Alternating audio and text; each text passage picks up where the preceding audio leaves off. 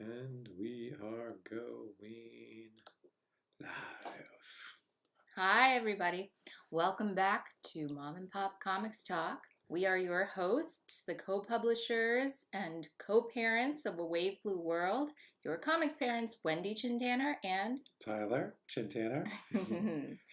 And this episode concludes our Retailer Roundup series. For now. For now. There's lots of I hear there's more than 3 retailers out there, so maybe we'll get them on the show. Those are the only ones who are our friends. No, that's a lie. We are friends of many retailers. And they were all parents. 3 in a row. We had forgetting the first one. Oh, John. John was on the first one, and then Katie. Not just John. And Brian. John and Brian. Both parents. From Mega Brain. Mm-hmm. Katie Pride from Books with Pictures. And tonight, he's going to be on in a few minutes, so we're going to chat with you first before then. That's why we're stalling. That's right. We've got Menachem Luchins from Escape Pod Comics in Huntington, New York, which is on Long Island. Yeah. He's just a little bit busy right now watching Suicide Squad. We realized that conflicted, and that would just, really pull from our audience. Yeah, decimate our live audience. Watching I watched a little bit of it, watched the beginning. It's pretty dark. Not to be too surprising, I won't spoil anything here, but it was a little bit dark. I was like, okay. But fun for people who want to watch it. Fun, but dark. Mm-hmm. Well, the first one, I think the problem was it started off dark, and then they tried to recut it and make it more like a music video, and it just ended up being a bit of a mess. So as long as this one has a consistent tone, I think that will be good. And while we're waiting for Menachem, we can talk about movies, because since this is a comic podcast, That's right. We are catching you up on the Marvel stuff. That's right. You see, since this is a show that is both about publishing comics and about parenting, one of the reasons that I missed out on a whole bunch of Marvel movies is that we had our second child, Lucy. And 6 years ago. 6 years ago. And no, but yesterday. A lot's happened in 6 years. But as a result of that, I kind of stopped going to the movies. And Tyler and Maddie, whom you all probably know, were going to the movies without me. So we are currently catching me up. We're doing a little Marvel marathon. So what have we watched? Where did we start this? The Winter Soldier, something like that? Because I think we started with Winter Soldier, did we? That was pretty far back, because you had seen the first Avengers, the one. So it was something after that. I think that was where we started with. Right. Okay. Captain America, Winter Soldier. We saw Captain America: Civil War, which we kind of skimmed. No. The one we skimmed was Age of Ultron, Avengers 2, yeah. Which was. It was just so less relevant now that Ultron doesn't really play a big part, but we had to see the bit with Vision being created and some of the other stuff. Because we watched WandaVision, so it had to be. Yeah, she's watching a little bit backwards, because you saw you saw Loki, you saw WandaVision. Yeah. You didn't see the Winter Soldier TV show, Falcon Winter Soldier. Right, I did. A lot of stuff happened there. You missed the introduction of Julia Louis-Dreyfus. Oh. Well, I guess maybe I should see that. Sorry, I spoiled that for people who haven't watched that. She shows up as herself. Oh. No, I'm just kidding. What? She's like, Seinfeld's no longer going, so I'm just going to come talk to you guys. Yeah, let's see. Dad humor. Yeah, you get a lot of that. See what happens when our guests don't show up on time? That's right. You get lots of dad humor. Oh, we lost one viewer. We had a viewer and they left. They were like, oh my God. Thor Ragnarok. We saw that. That was great. Was good. That was one of my favorites. Yeah. And then we're watching right now. We're in the first Infinity. Yeah. It's fine. It's a big. They did a good job with such a big movie and such a big concept. But yeah, it's not. It's a little disjointed. Yeah. Tonally. Yeah. It's true. And structurally. Everybody's gonna die, and we're gonna crack some jokes, and there's a way they do it. They do all right with it. So, almost got you up. We did skip some movies. We didn't see all the sequels. And I also do remember Black Panther very well. Yes, so we saw that one. We didn't need to rewatch. Yeah, so we saw that. And then the TV shows. And I think What If is the What If show. It's animated. It's starting next week. So some fun stuff to watch coming up. So The other thing Mm-hmm. that has happened is that the Orphan King comic You're just gonna make me talk now. came out. Orphan King comic Just came for out a few minutes. a You month can ago. do it. Yeah, I'm starting the press tour for the Orphan King, which will be out. The book will be out in September. September 1st, it comes out. We did have the comic book that came out. We do the premiere editions, just a single comic that Over there, yeah. I can never get that right. Towards you. Towards me. That came out, which has the first issue and some behind the scenes stuff. See, I'm all backwards now. I can't turn around. And then, of course, anybody who wants to read it digitally can do that as well. And the 5th issue just came out this week, so they can read it all digitally if they want to do it that way, especially since we still got almost a month till the book comes out. Not saying you have to, but those are the options. Digital or wait for the book. It is coming. It's at the printer. Actually, I think they shipped it. No, they're shipping tomorrow. Books ship out from the printer tomorrow. We should have some in probably not next week, beginning of the following week. And then hopefully Diamond ships on time. That's right. But the books that we ship out personally from our warehouse, Tyler moves every single box himself.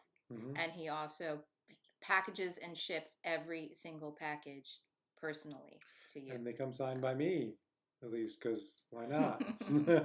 Yeah, I'll have them in just under 2 weeks, so those will ship out a little bit sooner. So that would actually be the fastest way to get one. Not saying to get one from your local comic shop or a bookstore, wherever you'd like, but those are your options there. I should definitely shoot a little shipping video because we have a little, sure, home shipping setup. Tyler's very meticulous about it. The washing machine. On the washing machine. Making good use of that laundry room. It's the right height. Yeah, I like it. It's good surface. And it doubles as our shipping center. That's how we do things in We Move World. Ship your books out. Promise I don't mix laundry with your shipments. Nothing gets washed first before I send it out. Unless it's a t-shirt, which we will have. So that's right. Okay. Well, we hit our 2 filler topics, movies and the Orphan King. Still waiting for Menachem. That's right. So, but that is okay. What else should we talk about? Well, can we talk about what we're working on right now? Can't spoil anything.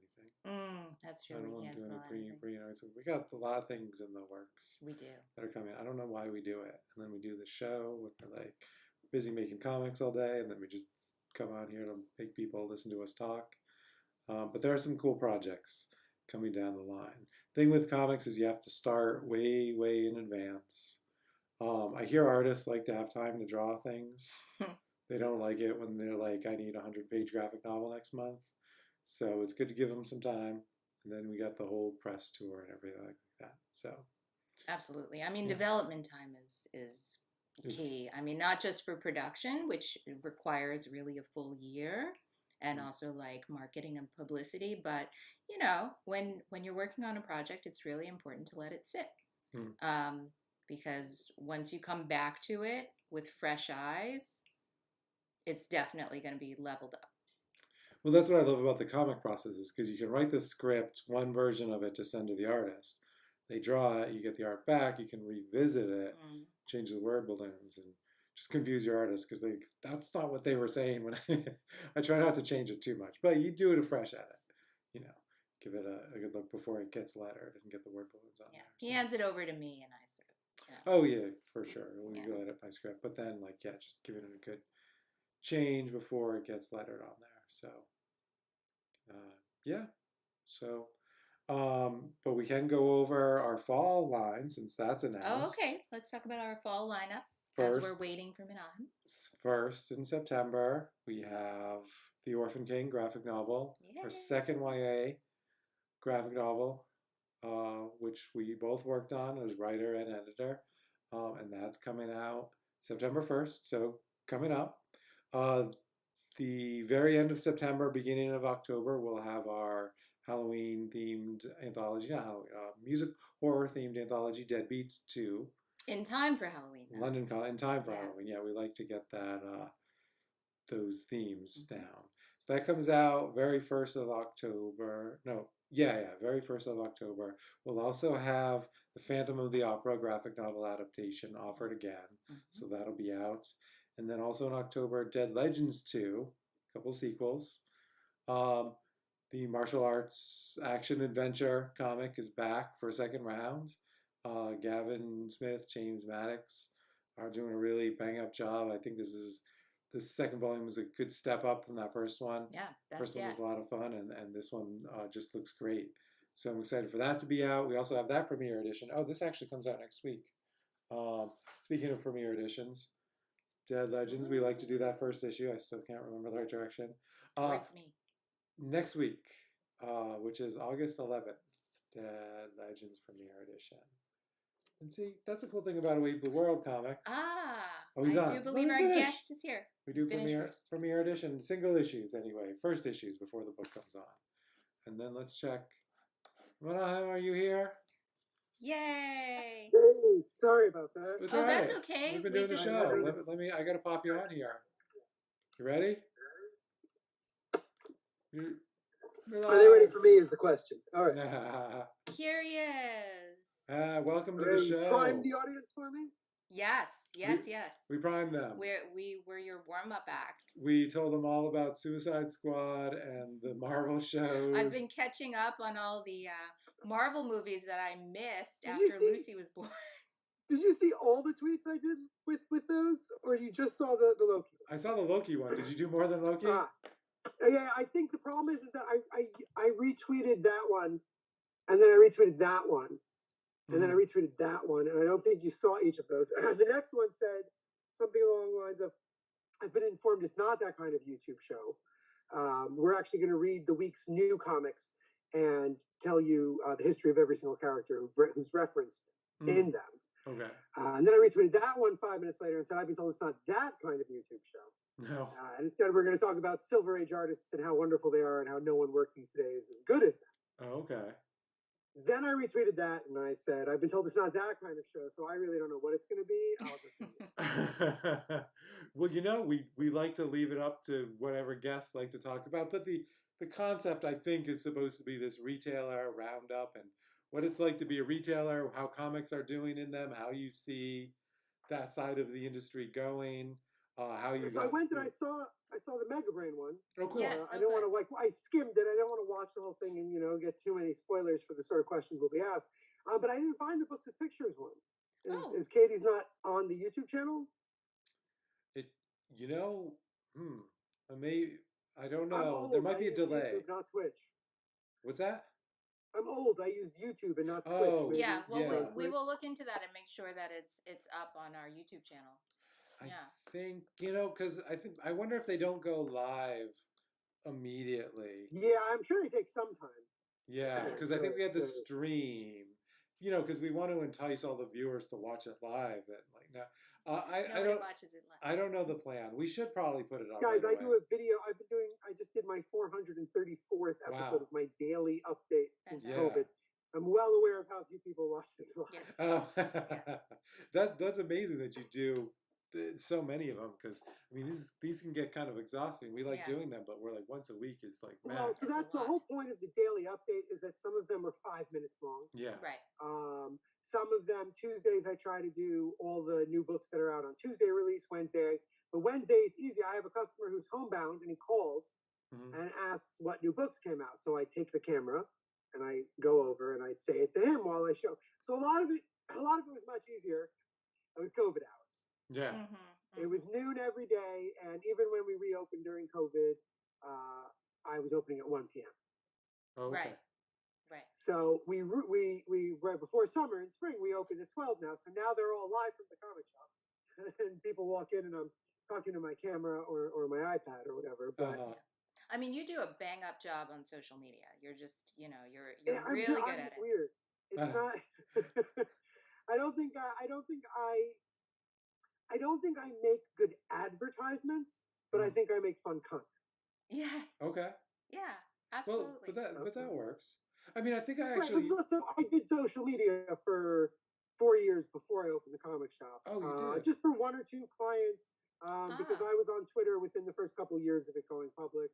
I was on Facebook, purchased personally the 6 months after it left the colleges. Wow. I just happened to have been there, so I wasn't like a professional. I wasn't on top, but I helped people with a bunch of social media, did their posts for them, which is why I have very little belief in social media anymore. Okay. Just what we're on right now, YouTube. The sheer amount of advertising and social media groundwork you have done for this episode. Yeah. Right? Just the tweets that I am tagged in. Yeah. 15, 20 minutes of work. Yeah. Right? Right. Right. But then there's the planning. Then there's figuring out what platforms are best to do what things in. Then there's making the graphics. Then it's a lot of work. Yeah. And how many people are watching this live? Right. Yeah. 2 people right now. 2 people So at this moment. It can't be about the payoff of each thing, each process. It has to be cumulative. It has to grow. It has to add on to everything. And that's not what social media is made for anymore. It's made for viral content. Yeah. You get enough. TikTok's great. I love TikTok. Mm-hmm. Because it's the purest, truest problem with all social media. Right. Are you guys on TikTok? We're not. We're not cool enough. Boo on? Someone in the family on? No, Maddie thinks it's like thirsty or something. Like she thinks. That's why my 14-year-old deleted hers. Yeah, there you go. But now she's back on because her father forces her to do stuff. So what is it about? I mean, I kind of get it. It's just a pure, quick, do some sort of performance or whatever. But... you're thinking of the content. Okay. I'm talking about the algorithm. Oh, okay. TikTok's algorithm is purely computer learned based on what you tell it. Okay. So like Spotify claims to do things based on your tastes, right? Yeah. But Spotify is working off of 1,000 years. Let's not get crazy. 500 years of popular music. Yeah. Right. And kludged together algorithmic tags for that music, that their tempo and recording artist and writer and all that stuff. And it's supposed to take all that into account. You thumbs down something, and okay, everything that's in this now goes slightly farther. The computing power to do that would be impossible. Right. So it does a bunch of shortcuts. Oh, this person's like this person, they're like this person. This is their sound profile. That's why if you get a playlist that's one of those unique playlists on Spotify, you're still gonna have tons of stuff that someone else has. Yeah. Because those are the allotted things for the people in your demographic, spiced up a little by what you thumbs up or thumbs down. I see. Yeah. That's all your social media algorithms. That's your Twitter algorithm, your Instagram algorithm. The machine is guessing based on a zillion factors what it thinks you want to see that will allow it to show you the most ads. Right. TikTok, you used to open TikTok, you get an ad. That's it. You open TikTok, you get an ad. You could have left TikTok 6 seconds ago. Yeah. You get an ad. That's it. If it's now, it's a little smarter. The ad is Nike's TikTok account. Nike, run faster, be better. And then you swipe, but you can swipe away because it's an ad. Yeah. That's trying to monetize it, but what they were doing is already brilliant. Everything is based on, if you go to the FYP For You page, not the people you're following. I like comics, so I'm going to follow Captain Comic Rex, who's great, Manny's Picks, who's great, Easy Cat, who's an amazing book talk guy on manga.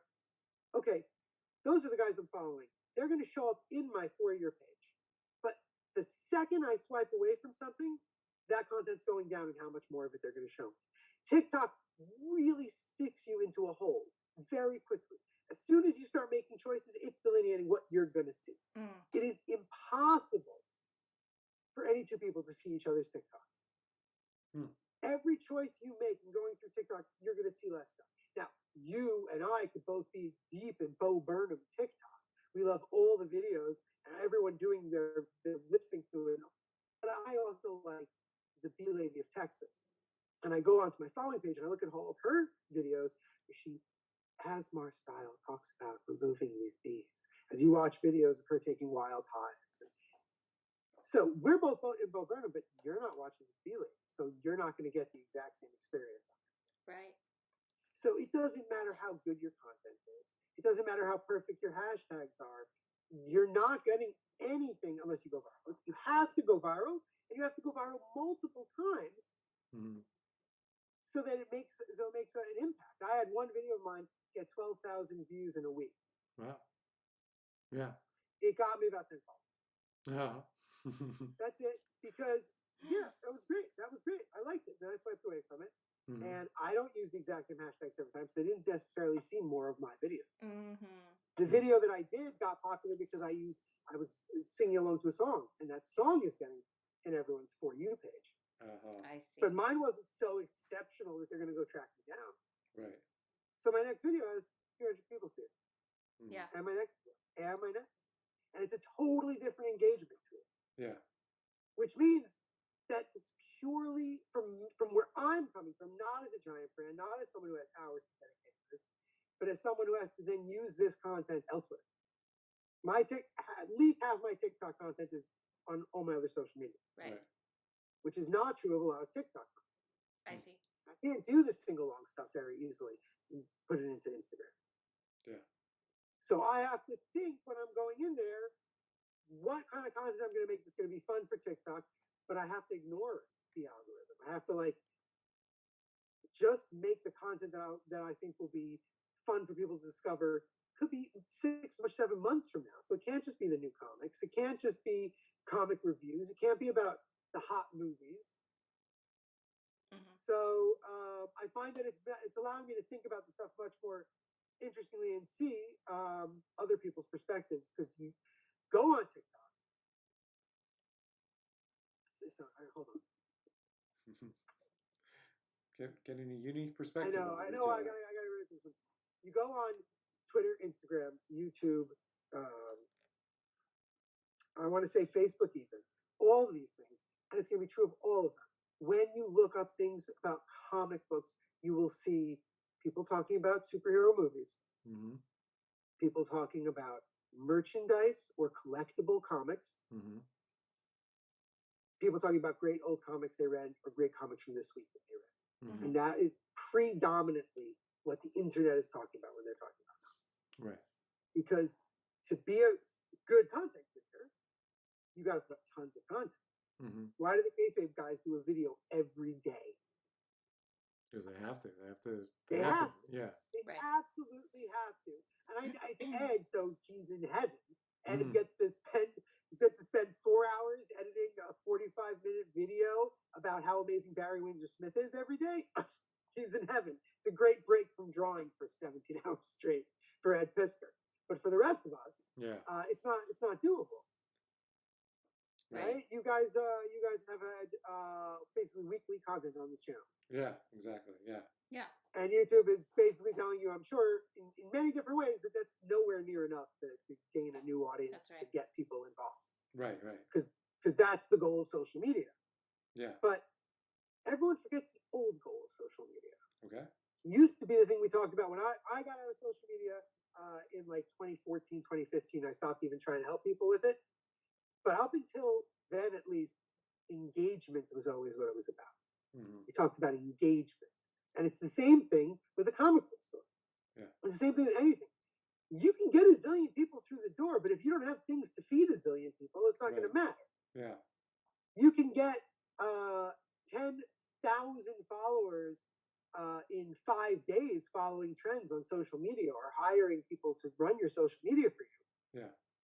Are they buying things from you? Right. Do you even have the things they want to buy that the content is getting them excited for? If you're, Katie's a great example. Katie has an amazingly wide range of stuff. Yeah.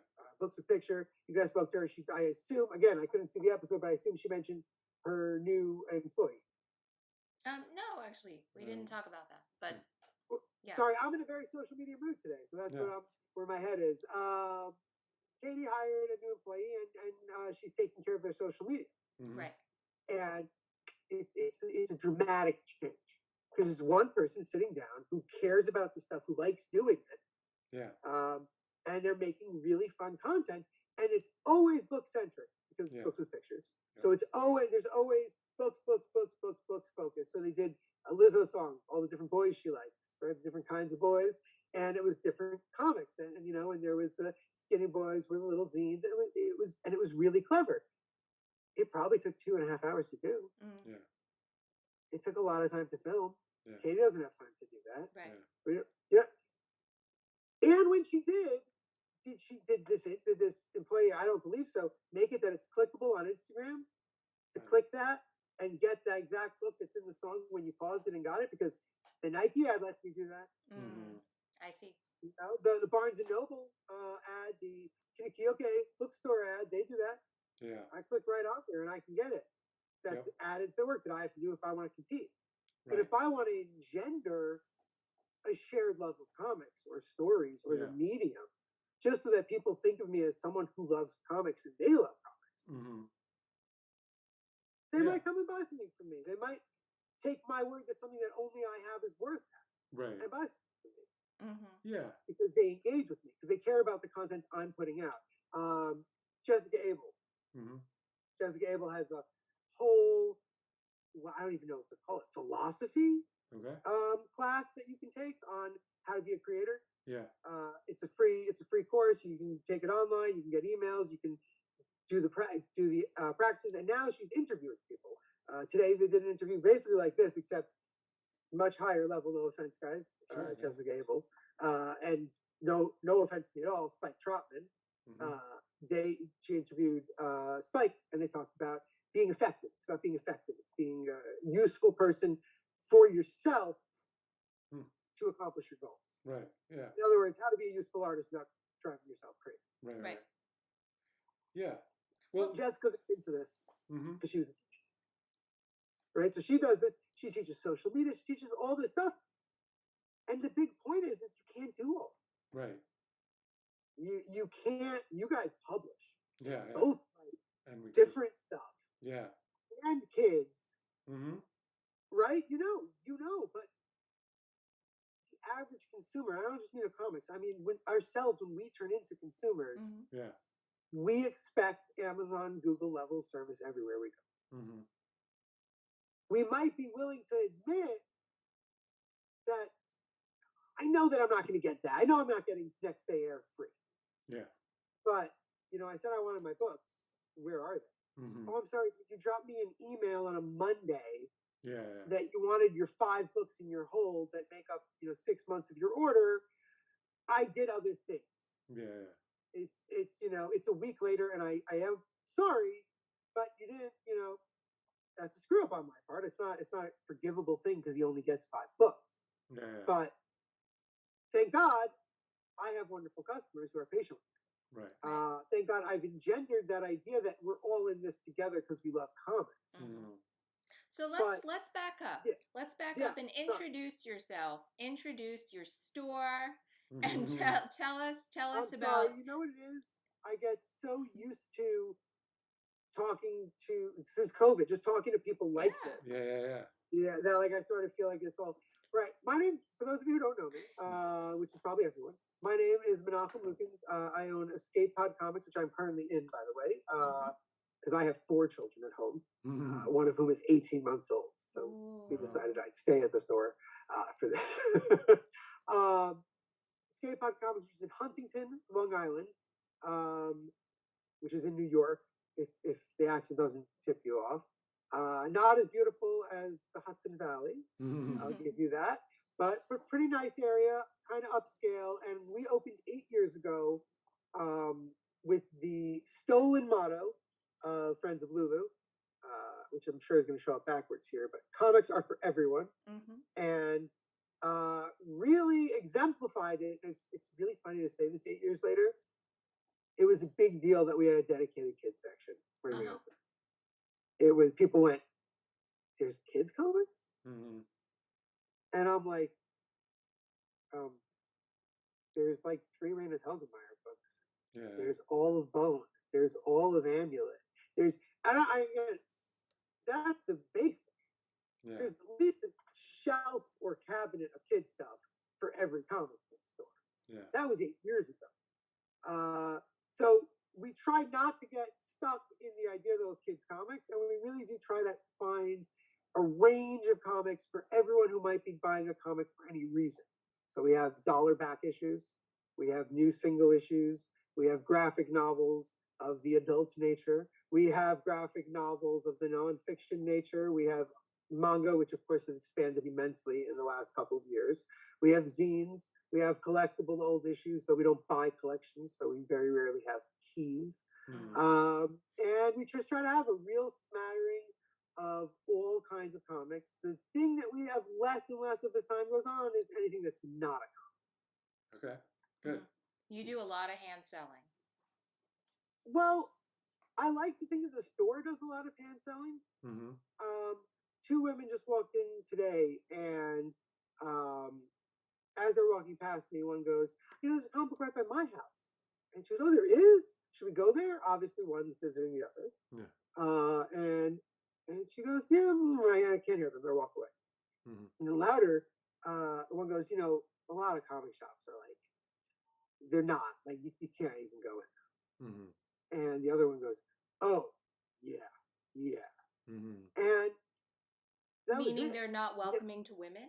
Is that what they meant? I don't try to judge, what that meant. Yeah. But it's not welcome. Right. Right. Yeah. I mean, even I don't if know it's if it's not to women. Maybe it's not to Magic card players. Maybe it's not to people who only read single issues. Like, there's a lot of ways to be unwelcoming when you're a retail store. Yeah. Mm-hmm. I was playing. What was I playing? I don't know, some sort of mix that some real heavy gangster rap came up on, and I had two women in the store turn to each other and go, I don't think this store is for us. Yeah. And because and they're welcome to feel that way because you can't control how people feel. But when you're a retailer, mm-hmm. the goal should be that the largest number of people are going to feel the most comfortable because mm-hmm. that's how people buy things. Right. So when we say comics are for everyone, sorry, I've been talking all day. And that's okay. Don't be just sorry. started drinking some water. Finally, like 10 minutes before I went on here. Hydration is important. It is. I should do it, better. When we say comics are for everyone, we really do try to have a comic for people who don't even think they would read a comic. Mm-hmm. And then that goes into, from the introduction into what we're talking about, hand selling. I try to really lay the store out so that whatever you're looking for, you're going to see a lot of other things that quite likely you didn't even know existed. Yeah. The store also does a lot of things that are the old retail and marketing tricks, but you don't see it addressed. I try to make sure that something like Calvin and Hobbes or Peanuts is well on display early in the store because there are loads of people who think they don't read comic books who love those series. Right. But they will look you right in the eye and go, I don't read comic books. Yeah. Hey, you've got Calvin and Hobbes? Yeah. Bill Watterson is a comic genius, sir. If you can read Calvin and Hobbes, you could read almost anything here. Doesn't mean you want to, and I understand that. But if you love Calvin and Hobbes, I can show you something. Yeah. We don't separate things by company almost ever. We have some genres. We have superheroes, and due to the nature of the publishing companies that put them out, most of our mangas in one place, so we just have a manga section. But that's really just because 2/3 of the manga that comes to this country really falls into a very specific sphere of either between slice of life, science fiction, action, and adventure. Like those are really the boundaries that you're operating within for 80% of the stuff we get. Yeah. You get a little nonfiction once in a while. Yeah. But I like to think that a lot of people who come in here leave with a new appreciation, literally just for what's out there. Yeah. They don't have to know anything about it. They don't have to like it or dislike it. But it happens. People walk out of the store often going, I had no idea. Mm-hmm. And that's the first step, though. Yeah. That's what we should all be doing. Mm-hmm. That's what we all thought. All of us massive comic heads, I'm including you guys in and whoever's watching live. That's what we all thought these movies were going to do. Yeah. Right? People were going to watch Road to Perdition, and they were going to go, "This is a comic book." Yeah. And then they were going to watch Iron Man and go, "These are both comics," and The Crow and Men in Black, and it would finally hit that, like the movies, there's all kinds of comics, and they tell all kinds of stories, and anyone can read any kind of comic for any reason without having to pass any kind of test or go to a special store, or right? Amazon, Barnes and Noble, Borders, you could just get comics. Yeah. That was the promise of the early 2000s. In the heyday of the Meat House and the Marvel making the Muppets and Wizard of Oz. You know, we're all going, this is it. Here we go. And that is not what happened. Yeah.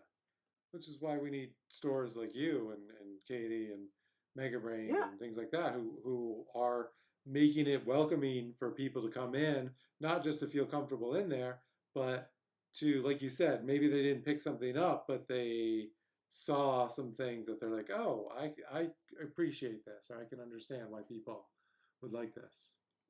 I agree, and I always talk about we opened because of two comic book stores. We opened because of Rocket Ship, which was run by Alex Cox, who is now head of marketing. I think he's head of marketing is his official title. Maybe he's VP of marketing at Image. Like yeah. Sorry about that. Yeah, we loved Rocket Ship. Yeah. Yeah, we went there. My children's diapers were changed on the floor of Rocket Ship all the time. Wow. Yeah, we drove from Long Island to Brooklyn every 2 or 3 months to pick up my books at Rocket Ship. Oh, great. Did you ever go to the events they had there? Me and events. Yeah. I'm not an event guy. I'm not a people person. But also, most of them were on Friday night. Oh yeah. Right. That's right. Wendy, I saw that face. I'm not a crowd person. Okay. I was gonna say you're very much a people person, and you're very much a communicator. I'm not a crowd person. It's too much. It's sensory overload for me. That makes sense. My last New York Comic Con was 10 years ago. Oh wow. Well, I mean, that's a whole other level of sensory overload. Yeah. Well, I got to meet Joe Kubert, and I interviewed him and spoke to him for 45 minutes, and I felt like I could never top that. Yeah, that's pretty great. He was Tyler's mentor. Yeah. In the school. That was an amazing moment for me. Yeah, fantastic. So so I was good, and then I'm like, I never have to go into a building with this many people in it ever again. Yeah. I'm sure it's only gotten more crowded since then. And loud. I see the numbers, and my brain can't do it. I can't figure out what that even looks like. Yeah. Means not being able to move around at all and just getting pushed, just walking. But see, this is a big difference, and I think between and I was thinking about this a lot because I was thinking about what we could talk about. I had no idea I was going to babble about social media for half an hour. No, it's important. It's interesting. You guys are convention people. Yeah, kind of. The company, the projects, they're very much gathered from people you meet and know through conventions. You hand sell a lot of conventions. That was part of the origin story for sure. Right. Well, I'm saying that this is where it rises, and I think that it's so interesting because Spike is the same way. Yeah. Iron Circus, Kickstarters, but also huge convention seller. And it's literally the opposite of what frontline comic selling is. Because frontline comic selling is people walk in with no idea what they want, sometimes sure that they know what they want. Yeah. And you have to walk them through your limited selection of choices. Yeah. Whereas at a convention, someone's at a convention to have fun, to spend money, to see new things, to try out new things. We get customers like that, obviously. Yeah. But being on a public street, especially, you want walk-ins. Yeah. That's what you're dealing with. Yeah. You guys are pitching to someone at a comic convention. 2/3 of the battle is done because they stopped at your table and are looking at your merchandise. Right. because there's everything else is in front of them. They can easily go get something else. Yeah, yeah. So they've honed in. They're looking. Now, obviously, we can get social media again. You can get better at winning that battle to get them to come over. But for me, I have people walk in here insisting they want X, and it's not what they want.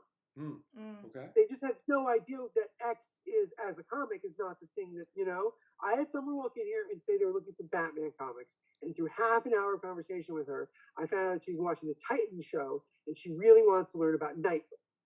But she thought that to learn about Nightwing, first you had to read Batman, and then you had to read Batman with Robin, and then you could learn when he becomes Nightwing. Yeah. And I'm like, I have loads of $1 issues of New Teen Titans, where he's a 20-year-old man in short pants and decides to become Nightwing. You want to read those? Yeah. And she was like, yes. I could just read them. Like, I don't know. I'm like, it's really, you can just read them. And it's absurd that she thought she needed permission. No one gave her permission to watch the Titans CW, whatever, DC Max show that made her want to read these things. They're just there. Yeah. You watch them. Yeah. And I don't know where this came from, that you have to start from the beginning. Like, none of us started anything from the beginning in life. Yeah. Yes, maybe you read the first Hitchhiker's Guide to the Galaxy first. Yeah. Someone told you to read it. You heard about it from somewhere. You didn't spontaneously pick it up in a vacuum with nothing going on. Every choice informs every other choice. Yet somehow comics are like, don't you think some of that is how they're written, though?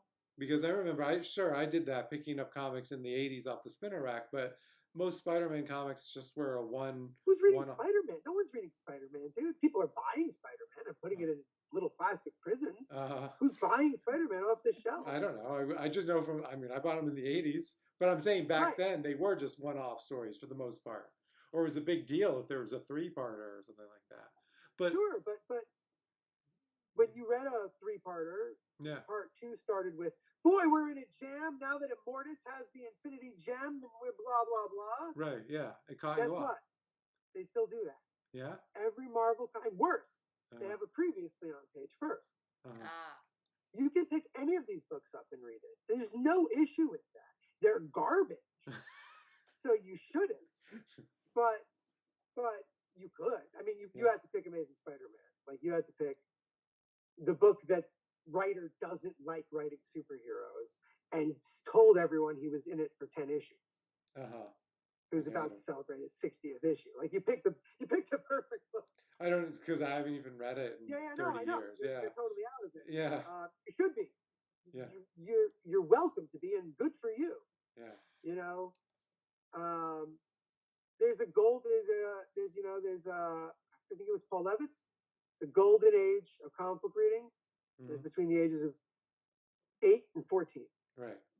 Interesting. But the second part of that is that what you read then defines so much of what you consider classic, what you consider comics. Yeah. Yep. So I guess for Maddie, it's Usagi Yojimbo. That was like right. Well, that's for my 14-year-old grew up on the Reina books. Yeah. Any random young adult kid stuff that was being aimed at the time. She didn't take to Tintin too much. Okay. She didn't really enjoy. What else did I really try and push on her? No interest in Bone. No. Yeah, Maddie never got into Bone either. I tried to read. I think once you get Reina is commercial Bone. Yeah. It's not someone trying to do high art, perfect cartooning. It's someone trying to do great storytelling with similar toolbox. Yeah. And I think coming from Reina going to Bone, you're like, yeah, but this sort of goes on, doesn't it? And it's just kind of you're really going on and on and on. I think Reina cuts to the chase. She knows how to create time differentials in just one little book. And you read Bone, it's 9 volumes. But one of the biggest influences on her that made her want to be an artist that I didn't know was John Allison. John Allison's Bad Machinery. She read it all. Never talked to me about it. Never commented on it. And she said, when I was 9, I tried to draw one of these. And she was an okay artist. And I realized that it's really hard. And I started looking at all these pictures and I started realizing how difficult it is to draw this. Yeah. And how simple the comic is. It's just mystery solving teens. But like, and she was, and I wanted to do that. And I decided I wanted to really get into that and do that. John Allison Styles' slice of life wackiness is going to be this girl's. Like, that's her golden age. Right. That's what it is. I have people are telling me Steve Englehart was the greatest person to ever write Captain America. Okay. And I'm like, all right. And what does that mean? Yeah. It means that when he asks for recommendations, your top tier of complexity is going to be Kerpusiak, and you can't go farther. Okay. You can't show him. You probably couldn't even show him some Neil Gaiman level stuff. Because he wants his comic stories laid out to him in a certain pattern, in a certain way that conforms to what he believes make fine comics. Right. Mm-hmm. And we've internalized that. Tyler, you just went off on a book you're not reading to say that people can't pick it up and figure out what's going on there. You're not reading it. You don't even know that. Right. But you take that as a given because that's where superhero comics are now. Uh-huh. But it's not true. They're just corporate garbage that these poor creatives are forced to do their best within. Keeping within the constraints that everything you do belongs to the company. Yeah. Everything new that you create could maybe become part of a gigantic show and everything, and you might get a little your name. Yay! Yeah. You wrote this while your friends and your friends in music and film are just going out there and creating free content for people and just putting it out in the world and creating a fan base and a following. And you did that, and it led you to this job where, look, we love Moon Knight. Moon Knight's great. Moon Knight's really good. But what we want you to do with this Moon Knight book is it needs to be like superhero-y, okay? Like, yeah. He needs to like have a villain. He needs to be struggling with something, but also he can't be too crazy because like he can be dealing with mental illness, but he can't succumb to it. Because Oscar Isaac isn't going to in the show. Yeah. So it has to be that when we've got these 3 graphic novels lined up so they're ready when the show is out, can you make that? Yeah. I get to write Moon Knight? Sure. Yeah. Dude, you don't get to write Moon Knight. Yeah. You get to write Oscar Isaac. Yeah. Because no one ever got to write Moon Knight. He's a Marvel-owned character. He's never created by anybody. And because of that at Marvel, you get great stuff. Because they don't care what people do. As long as it's a product to sell. As long as it's something interesting for them to sell, and it doesn't conflict too much. That's why you can get the Grand Design by both Pisker and Scioli. I don't know if you know about this. Oh, the X-Men thing. Yeah. Well, did you read the Scioli Fantastic Four one? I didn't get the Fantastic Four one. No. It's literally only for the Kirby obsessed. Okay. Like he ends it at 87, whatever, like the last Kirby issue. Like it. But why would Marvel make it? It makes no sense. It's just there isn't a market for it. Right. But Ed's book sold so well because Ed is a name. Yeah. He told him to hire Tom and to do this. Let's keep it going. Marvel said, "Hey, another book that we can put 17 variant covers on the number 1." Okay. Sure. So they did it. Why not? They're printing anything, so they're doing great projects. Chip Zdarsky, in my opinion, Chip Zdarsky wrote probably the finest Spider-Man issue of the 21st century, Spectacular Spider-Man 310. Okay. Unfortunately, it's been removed from Comixology and the Marvel app, and it is not in any trade. Oh, really? Why is that? What did he do? I have no idea. I no conspiracy theories there. I don't know why. I just saw someone complaining about it at Chip a couple of weeks ago. Chip wrote and drew it. It was his final issue on Spectacular Spider-Man. He had only written Spectacular. He drew this one. And it's a guy doing a documentary asking people why they think Spider-Man does what he does. And he gets a bunch of great Spider-Man stories. Yeah. And it ends with him talking to Peter Parker. Nice little comic. That book, and it's confirmed in the introduction to Spider-Man Life Story, which Chip did, was the writer on, and Mark Bagley drew. That book got Marvel to say, Chip, what else do you want to do with Spider-Man? Mm-hmm. And he said, I don't want to do any in-continuity stuff. I don't want to be part of the world. And they said, will you do Spider-Man Grand Design? Mm-hmm. Again, I'm simplifying immensely. Will you do Spider-Man Grand Design? We'll draw it. And he goes, I don't know. Again, Pisker can go into that. And Tom Scioli, these guys who can sit down and work on a project for 9 months straight and do it, but I'm writing 3 books. Yeah. Like, it's not happening. But if someone else will draw it, I'll do like Grand Design. This is called Spider-Man Life Story. Yeah. It's no spectacular 310, but it's good. Those of you who are watching later and haven't seen it, the basic premise is Gasoline Alley, Marvel, the age, as the comic goes on, and each issue visits Peter Parker in a different decade. Mm-hmm. And cumulative effects of events actually add up. Yeah. And they age. So in the 2010 issue, he passes the role on to Miles Morales as an 80-year-old dude. But the 70s issue dealt with clones. The 80s issue had the symbiote. The 90s issue had more clones and Carnage. Like, they tried to thematic, and it's a lot of fun. There's no reason for Marvel to make it. There's no reason that it needs to exist. Mm-hmm. But they're publishing all sorts of stuff. Yeah. That's done so well. It's gone into 3 printings as a trade paperback in the year and a half since it's come out. Yeah. That they told Chip he can do something else. Right. And he goes, well, I don't want to continue that. That's done. Mm-hmm. So he launched a new What If series.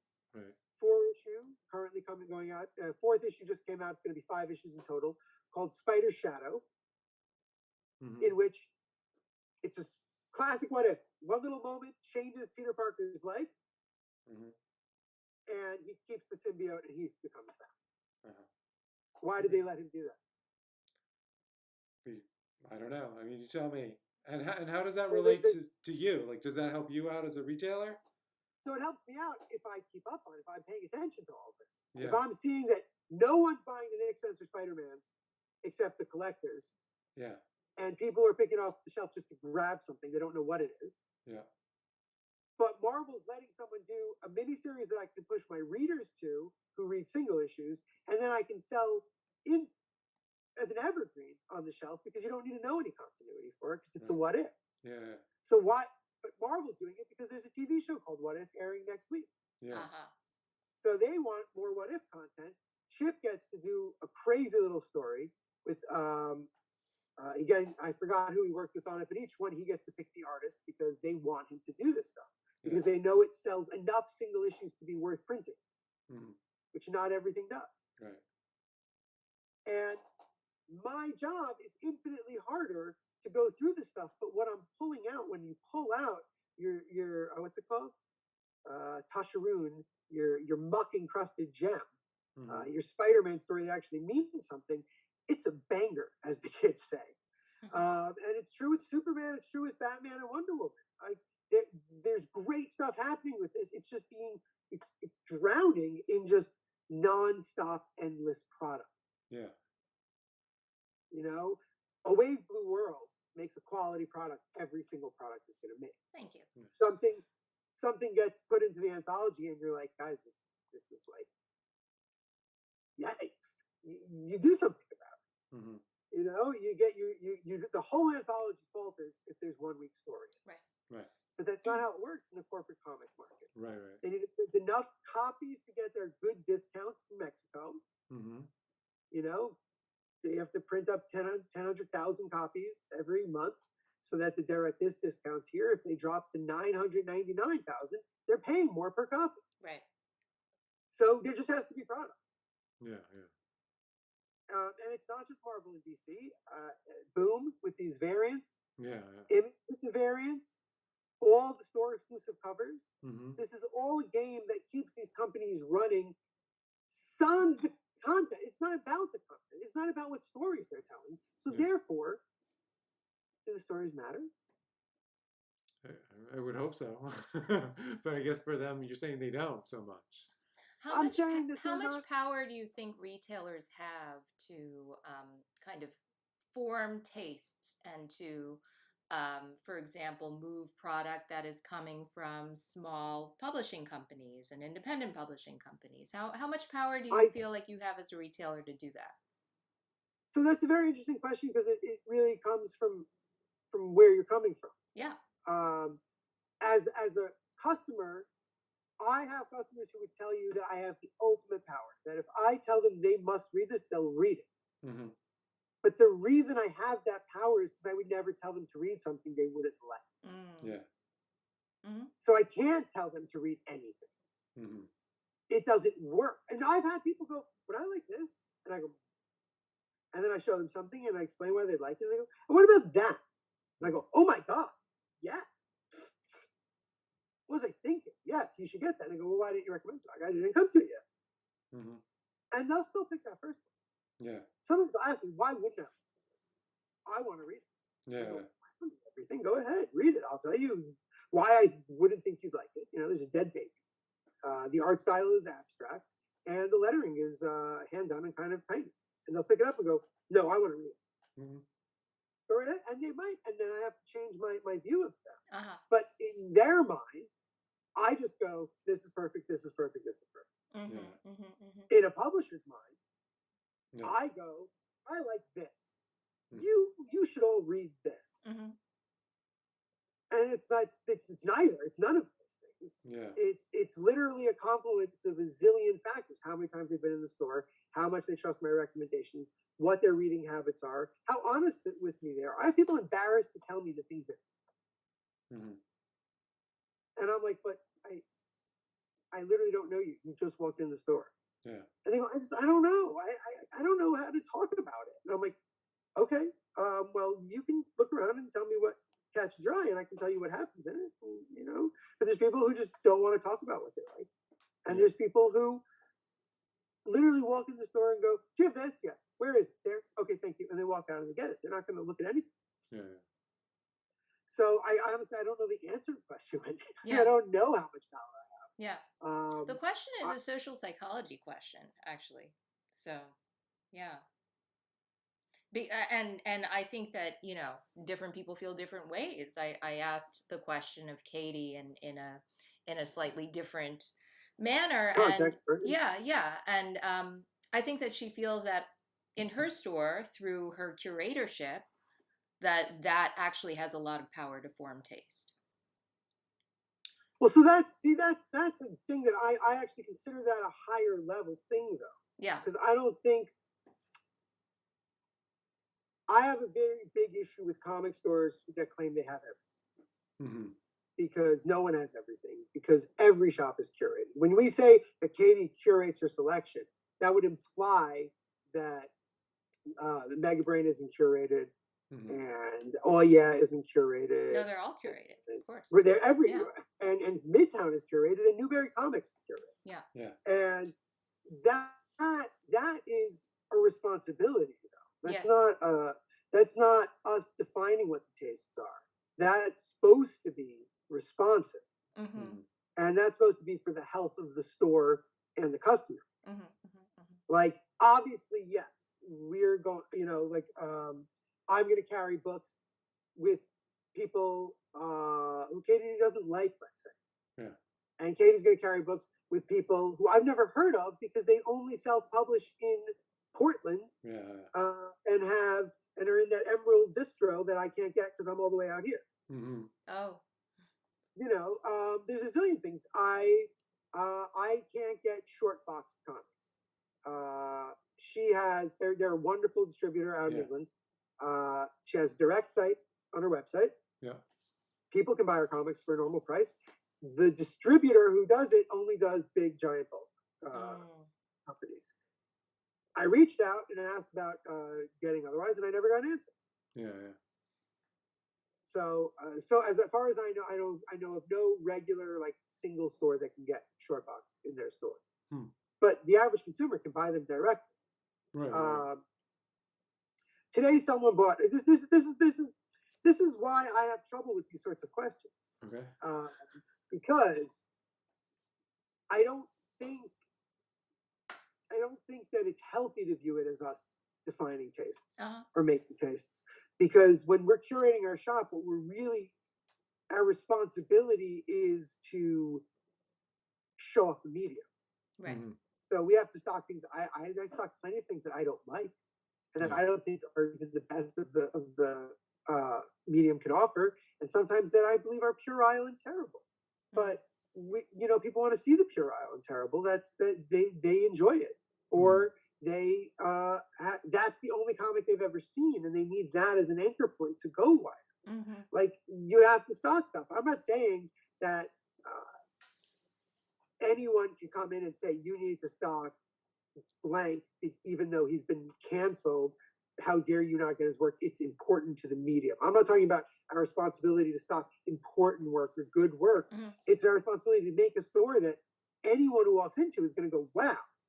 Now, I don't want to say this, I don't want to be saying this about Katie as an example. There are many stores where, whether they mean to or not, their whole vibe is not that anyone should walk. Yeah. They don't want anyone to walk in. Anyone asks too many questions. Yeah. Or anyone doesn't plan on also buying gaming stuff. And your shop, so your shop is cultivated to what it points to, what it does. I had someone today pick up $80 of one writer's self-published work, who I happen to know that currently, at her current series, we're the only store in the world getting a current series. Wow. But you can get it for the same price off her website. Yeah. I'm not putting her out there. Sarah Horrocks, by the way, for those of you, Sarah Horrocks is a basically self-published. She appeared in Twisted Romance #2. She has the standalone story. She doesn't do many anthologies. She's done a couple, but she self-publishes a book called Goro, a adaptation of Euripides' Baphia. I forgot who the writer is, but adaptation of The Leopard. And her current book, Aorta, which is a vampire mecha dystopia. Mm-hmm. And we stalked her. We've been stalking her for a long time. She used to do a podcast with Katie Skelly, Trash Twins. Okay. She's old time indie comic person, but she only started making her own comics 6 or 7 years ago. Right. She was at a lot of cons. She sells on her own, but we love her work, so she gives us a wholesale thing, and we get it. I don't care that guy bought more Sarah from me. I care that he bought more Sarah. Yeah. And in fact, the fact that he bought more Sarah means that now at her lousy discount, I have to go get more to put on the shelf so more people can discover her, because she's unlike anything they've ever seen. Yeah. And that's important to me. It's important to me that some kid who's looking around and doesn't see an art style that jives with them can look one space farther and see it. Yeah. It matters to me that a child coming in who doesn't like superheroes can see Elsa and Anna and Judy Hopps and Mr. Incredible and Minecraft characters and all the things that they do love in a comic. Right. And that's not me trying to be a tastemaker. I don't really think that the Minecraft comics, some are good, some are bad, but I don't think they're an important work. Yeah. But kids love Minecraft. You want them to freaking read comics? Yeah, here's some Minecraft comics. Yeah. Taste making is when I decide, all right, I need 100 copies of Reckless Volume 1 because I sold so much. Brubaker and Phillips is the last 5 things they did. Yeah. And I don't know if Katie mentioned it. Taste making is what we did with Dracula, Katie and I, and a few other retailers, with Dracula Mofo from Al Campy and Eric Henderson, and then Tilly Walden's new collection, Alone in Space, which is through the publisher. We made a dust jacket. Mm-hmm. They're nice hardcover books, and we made special dust jackets. For Dracula, we got the mind-blowingly amazing, I'm trying to get one, Yuko Shimizu, who's, next level illustrator. I'll grab them and get you both in a second. And for the Tilly Walden, Alone in Space, Tilly had a list from the publisher of people the publisher already uses who she wanted to give a job to. Yeah. So Claire Scully, who does a bunch of Avery Hill stuff, did a beautiful cover for us. And a consortium of stores, about 6 stores in the world, bought a whole bunch more copies than we would have of this book, as well as these dust jackets, to push these books because these are great books. These are books that heighten things when it comes to more people getting into making comics into the conversation. Not, and this is very interesting, not because every single creator on both books is a woman. Not because of what subject matter they deal with, or rather because of the subject matter they deal with being so far from what people think comics usually are. The Dracula Mofo is a blaxploitation Dracula adventure single graphic novel with psychedelic colors. It's just literally, I have people have picked that up because this she's a cover and going, they look at the cover, wow, and they go, what is that? Like they're not even prepared that they're going to pick up a comic and you're going to see a literally 70s acid trip style Brides of Dracula taking down a guy page that's dripping with blood and blacks in Erica's cartoony style. Like they're just not something they're prepared for. And that's important. That we all wanted to get out into the world. Tilly Walden's Alone in Space collects her 3 short pieces. One, a science fiction piece that's literally just takes place in a moment in time in a future world. The amazingly metaphysical, I love this part, which if you've never read, I think you guys would both absolutely adore. It's literally just 2 people being in love and their proportions in the landscape in proportion to the power of their love, and then the breakup and them shrinking. It's lyrical in just how it's laid out. And the final one, A City Inside, is literally about the peace and introspection that therapy can give you. And then it collects 20 other short comics she did between the ages of 16 and 12. And that's important. It's important that people the age of 25 can see someone making comics, someone who sees that medium as important and having value, because they grew up reading Raina and Babysitter's Club and Bone, but very often didn't have anything to jump to as a grown-up person. You know, their dad went, "You like comics? You got to read Watchmen." And I'm sorry, reading Watchmen at 14 for superhero nerds, or even better, story junkies who are obsessed with tropes and themes and all the stuff that you get when you're a real nerdy fantasy science fiction kid, all that stuff, even if you're not a comic kid, that can make Watchmen be this impactful thing, even if you don't get all the superhero encoding. The kid who grew up reading Babysitter's Club and Bone, what is Watchmen? It's meaningless.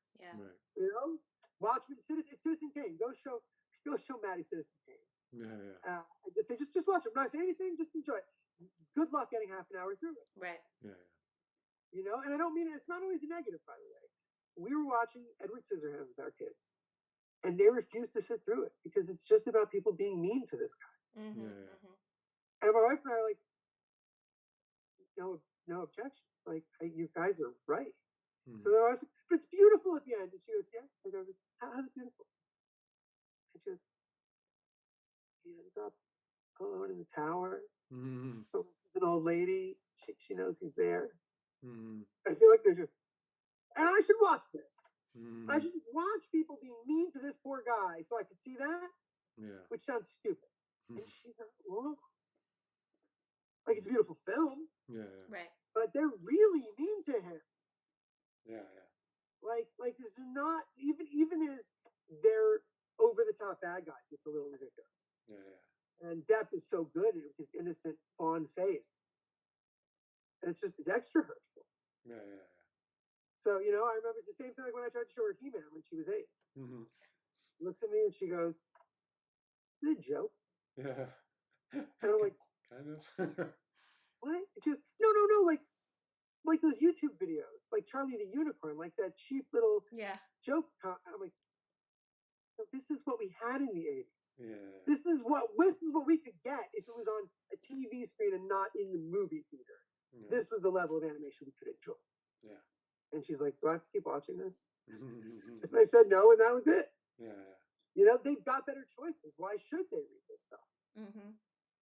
And if you walk into a comic shop that claims to love everyone and be open to kids and be wonderful, and the vast majority of stuff they're selling is superheroes in, not even in single issue form, but just in graphic novel form. If all they're pushing is superheroes, and then they've got a little kid section, then they don't care about everyone. Right, of course. They care about everyone reading superheroes. Yeah. And if you walk into a store that says, we're better than that, we care about like a wide range of material, and you walk around their store and it's superheroes, a lot of Vertigo, Image, Dark Horse, 2 independent publishers, maybe you guys and Fantagraphics. You know, you guys, because you hand sold it to them and they like your material. Yeah. And then the rest is like back issues. Yeah. You know, and again, those companies can make a pretty giant store with a huge swath of stuff coming out. Mm-hmm. You have Dark Horse, Image, and Fantagraphics. You have some decent representation when it comes to styles. Mm-hmm. Less so when it comes to sexes and genders and all that, but still somewhat. Yeah. But it's nowhere near the number of kinds of people that are going to be coming into your store. Yeah, for sure. Wow, I've just been going off this whole episode. Well, that's what this is about. It's been great. That's why we brought you on. We really like these episodes to have their own tone, based off of who's come on to visit. So this was great. I think we should cap it now because I mean it's late for us. I think I'm going to be in trouble. Yeah. Yeah. So we're gonna have to put the kids to bed because that's what we do. Yep. Well, actually, yeah, and I will just to promote myself a little. Yeah. I was going home right now to do our weekly stack check with my 14-year-old, which we do on TikTok and Instagram. Okay. It's called Judging Books by the Cover, and I take the stack of books that I brought home, the 3 that I want, and all the damages, so that I can try and read something new. And my 14-year-old looks at them and comments on them. Right. And it's a lot of fun. Okay. So we do that. I have the daily Facebook, Sunday through Friday. I'm on Facebook at noon. If you want more of this for some reason, you enjoyed this, this is what I do. And then if you want to stop in the store, we are open Sunday through Thursday. Hopefully when some repairs are done, we're going to get Fridays open again, but we're always closed Saturdays because I'm Shomer Shabbos. That should be out there. People should know that before they come by on a Sunday visit, on a Saturday visit. And we really believe in our store and in my heart that everyone could find a comic that they can read. If everyone will believe that, there will eventually be comics for literally everyone. Yeah, we hope that's but we're close. Yeah. I mean, look, I stock a lot of Waves of the World stuff that I'm going to be this. I've been pretty honest the whole time. It doesn't move quick, but the person it moves to, embodied, like the person who picks up embodied, where it's, by the way, displayed. It's not, spine out. It's and it goes. And I go, oh, it's intersectionalist poems turned into comic books, but like with editors who understand poetry, so that it's not just the poem with some pictures, but it's going for the tone and the beat and the rhythm of everything and all the themes. They go, oh, so sometimes they go, oh, they put it down and they walk away, but other times they like walk off with it. And I knew that I had that person because I've sold plenty of ink bricks. You know those people come through. And if you didn't have ink brick, you wouldn't know that. And if you don't have embody, you don't know that you can sell ink brick. And if you don't have these things, and that person doesn't come back, and I'll end with one last story, because I love this story, and then I will go, I promise. About 4 months ago, this like tiny, like 4'6", I want to say girl, could be woman, but today I got confirmation girl, walks in anywhere between the age of 14 and like a 20-year-old gymnast. Like, can't tell.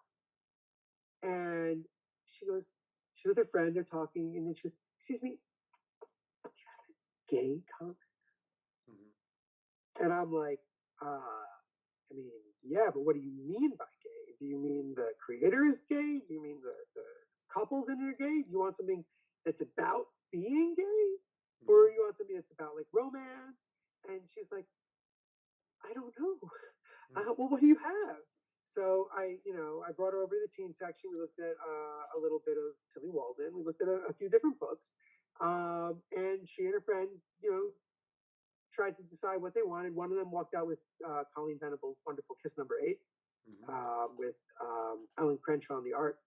And the other one walked off with, I think, Are You Listening by Tilly Walker. Mm-hmm. And they've come back a few times. And each time they are more and more comfortable in what they're asking for and in looking at the stock. And they came in today, and one of them said they want something. She brought her friend, new girl. In this time, I've learned the reason they look so grown up is they're all in acting school together and occasionally perform on Broadway, the child roles. So they were all like this acting school. So she brought one friend in and she wanted horror. And I said, well, I have horror, but a lot of it's like, you would need ID. Yeah. It's, very odd. She goes, oh, well, so none of that. So, okay, so now I know they're not 18. Like, that's all I know. I don't really know their name. They don't know who I am. They're not here in this store because they care about me or they care about comic books. They're here in the store because they wanted gay stories. Yeah. They went to look for some, and there weren't. Yeah. And there were more than they could get. So they came back. And they came back. And that's what any good comic shop should have. It should have just enough of every kind of story so that someone's going to come back. Mm-hmm. And that's what we tried. Yeah, that's awesome. That's great. Cool. I'm going to shut up now and say goodbye. All right. Well, thanks. Thank you for being on, and thank you everyone for joining us for this wonderful episode. Yeah. It was great to do Hope these. there were good comments or whatever. Yeah.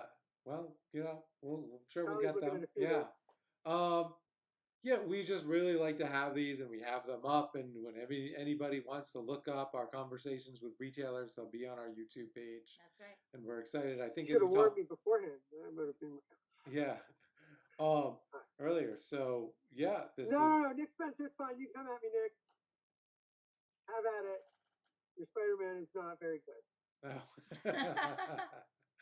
Yeah, there will be a record of it. I'm sure at some point in my life, Nick Spencer's going to walk in the store, but I'm going to shut up now. That's what I'll say. Okay, cool. Yeah, thank you so much for coming on. Thank you for having me. We will see you in 3D hopefully sometime. Yeah. In the not too We don't far know future. when, but hopefully, because someone asked me why I'm doing this actually, because I don't do a lot of like this virtual stuff. We save it for the store and the live stream, and I said, yeah, but I know these people. These people have been in my store. Yeah. Lots of people in comics tell me they want to meet me or do stuff with me, and then they say that I should meet them somewhere. Yeah. And I'm like, well, you don't know me. Yeah. But the Chin Tanners, they know. Yeah. You got to come to the mountain. We love this. Any chance that I can, I'll go out there. It is a trip for us, but it's quite a trip, and I appreciate every time you guys can make it out, or but we sure do love mom and pop shops. So thank you. Yeah, exactly. I grew up in one myself. My parents had a little art supply store in Brooklyn. So I feel like I knew that, and I completely forgot it until just now. Mm-hmm. I feel like I've heard it. I'm going to be quiet, and I should probably check messages from my own mom of this pop. Okay. Oh yes. Yeah. Good. All right. Good night. Good night. We'll talk to you soon. All right. Bye. We will do our little sign off. Switch to. Yeah. Thank you so much for coming to this episode, the third episode of our retailer roundup on Mom and Pop Comics Talk. Next week we will have. Next week we're switching themes to some upcoming creator-owned books, namely Dead Legends Coming Towards You. We're going to have Gavin Smith and James Maddox on from Dead Legends to talk about their upcoming comic and graphic novel, Dead Legends. So please join us next week as we continue on with Mom and Pop. Until then, don't forget to call your parents. Call your parents. Like Menachem's doing right now. And more importantly, brush your teeth. Yeah, that's more important. Wash your hands, and don't forget to read your comics.